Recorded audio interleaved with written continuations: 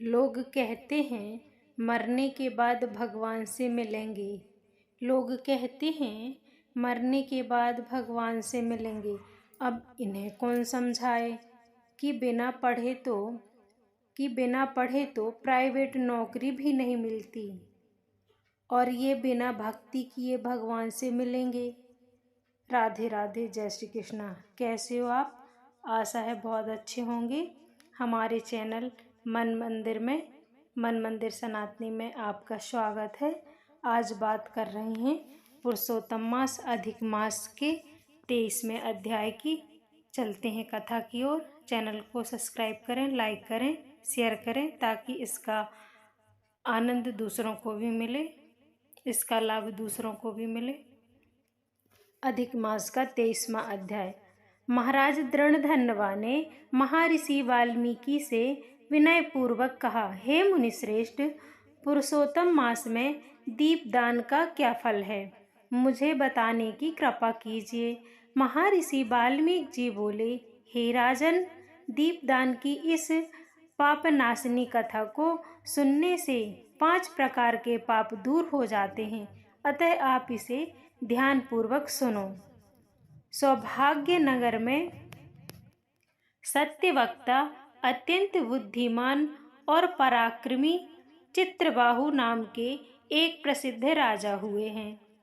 वह राजा सहनशील, सब धर्मों के जानने वाले, शीलवान, रूपवान, दयालु, ब्राह्मण भक्त, भगवत चरित्र सुनने वाले, अपनी स्त्री से प्रेम करने वाले, पुत्रवान, हाथी, घोड़ा, रथ एवं पैदल सेना वाले तथा धन्य धान्य युक्त थे। वह श्री कृष्ण के अतिरिक्त अन्य किसी देवता को नहीं मानते थे। एक दिन चित्रबाहु ने दूर से आते हुए मुनि श्रेष्ठ अगस्त्य जी को देखा। राजा ने दंडवत प्रणाम करके उनका विधि पूर्वक पूजन किया। महर्षि अगस्त्य को पूरी श्रद्धा और प्रेम सहित आसन पर बैठाने और पूजन करने के पश्चात राजा चित्रबाहु विनय पूर्वक महर्षि अगस्त्य से बोले, हे मुनिश्रेष्ठ, आज मेरा जन्म, जीवन, राज्य और महल आदि सभी धन्य हुए। जो श्री कृष्ण के सच्चे सेवक आप मेरे यहाँ पधारे। तारों की चमक तभी तक है जब तक सूर्य उदय न हो। इसी प्रकार अन्य ब्राह्मण तभी तक पूजनीय हैं जब तक वैष्णव ब्राह्मण ना हो।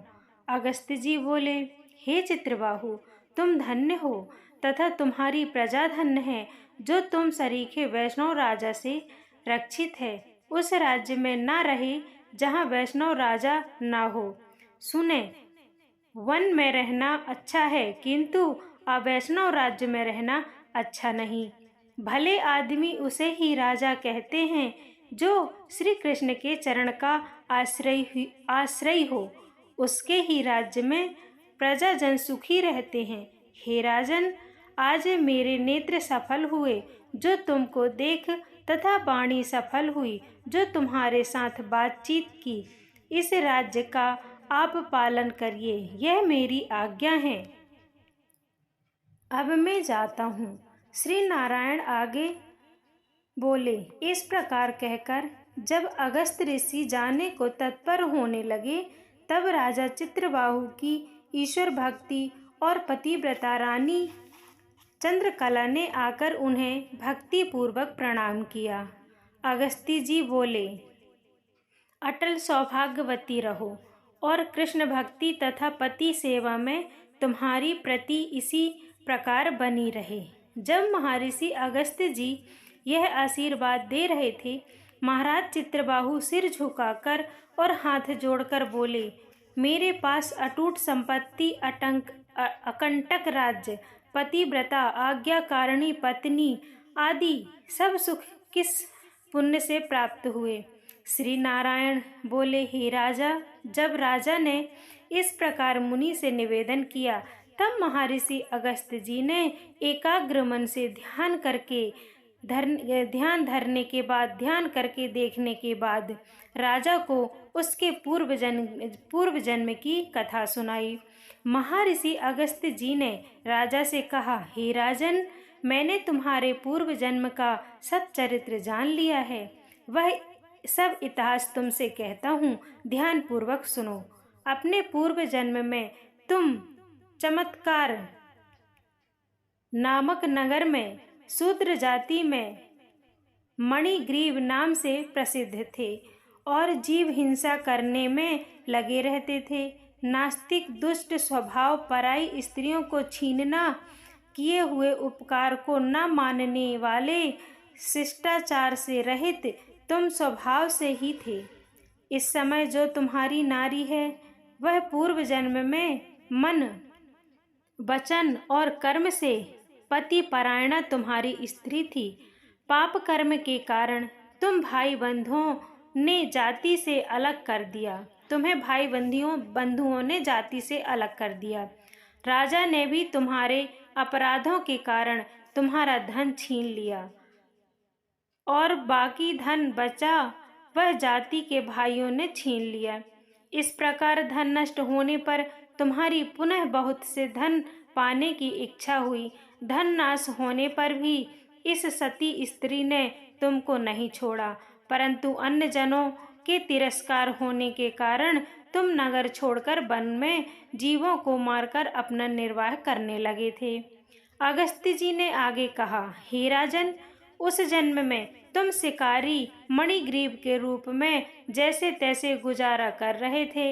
एक दिन तुम अर्थात शिकारी मणिग्रीव धनुष बाण लेकर वन में शिकार की खोज में गए, जहाँ पर बहुत से मृग आदि पशु रहते थे। उस मनुष्यहीन जंगल में रास्ता भूले एक महान योगी उपदेव जी अत्यंत व्यथित होकर घूम रहे थे। दोपहर का समय था और मुनि को रास्ता नहीं मिल रहा था। प्यास के कारण उपदेव जी व्याकुल होकर वहीं गिर पड़े तथा बेहोश हो गए। उसकी अवस्था मरणासन हो चुकी थी। हे राजन, उस समय तुम वहां पहुंचे। रास्ता भूले बेहोश उन ब्राह्मण को देखकर तुम्हें दया आ गई और उन्हें उठाकर तुम अपने स्थान पर ले आए। तुम और तुम्हारी पत्नी ने उनकी बहुत सेवा की। थोड़ी देर बाद उपदेव जी होश में आ गए और बड़ा आश्चर्य करने लगे कि मैं तो वन में था, यहाँ कौन लाया। श्री नारायण आगे बोले, हे नारद, तब मणिग्रीव ने उपदेव जी से कहा, महाराज, आप घबरावे नहीं। यहाँ कमलियों से भरा सुंदर और स्वच्छ शीतल जल से भरा तालाब है। आप वहां चलकर स्नान करें और प्रातः कर्म से निवृत्त होकर फलाहार एवं जलपान करें और उसके बाद सुखपूर्वक विश्राम करें। उपदेव ब्राह्मण होश में आने के पश्चात मणिग्रीव की बात सुनते हुए प्यास लगने के कारण उठे। तब मणिग्रीव ने उनको सहारा देने के लिए भुजा पकड़ ली। उसके सहारे वह ब्राह्मण तालाब पर पहुंचे और किनारे पर पुनः विश्राम करने लगे। तालाब के किनारे बट वृक्ष की छाया में विश्राम कर स्नान कर नित्य कर्म कर वासुदेव भगवान के पूजन में लग। तदंतर देवता तथा पितृ दर्पण किया और बाद में शीतल जल पीकर उसी वट वृक्ष के नीचे आ बैठे। आगे की कथा सुनाते हुए अगस्त्य जी ने राजा चित्रबाहु से कहा, हे राजन, तब स्त्री के साथ मणिग्रीव ने आकर मुनि उपदेव जी को प्रणाम किया। अत्यंत विनम्र भाव से मणिग्रीव उपदेव जी से बोला, हे ब्राह्मण, हमारे उद्धार करने के लिए आज यहाँ आप पधारे हैं। आपके दर्शन मात्र से मेरे पाप दूर हो गए। यह कहकर मणिग्रीव अपनी स्त्री से बोला, अरे सुंदरी, पके हुए जो आम आदि फल हैं वह शीघ्र लेकर आओ, देर ना करना, और जो भी अन्य फल हों वे भी ले आना।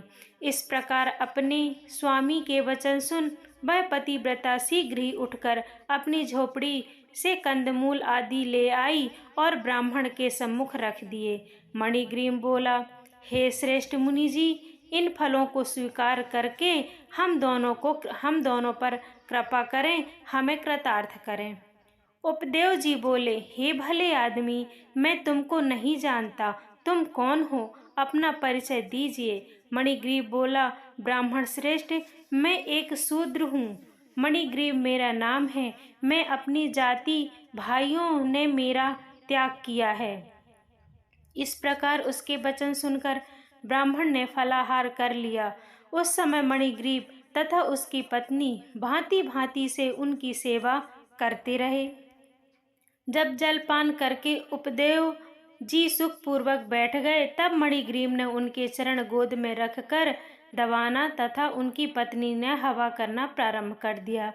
मणिग्रीव बोला, हे मुनिश्रेष्ठ, इस भयंकर निर्जन वन में जहाँ हिंसक जीव विचरण कर रहे हैं तथा जल भी प्राप्त नहीं है, आप कैसे पधारे?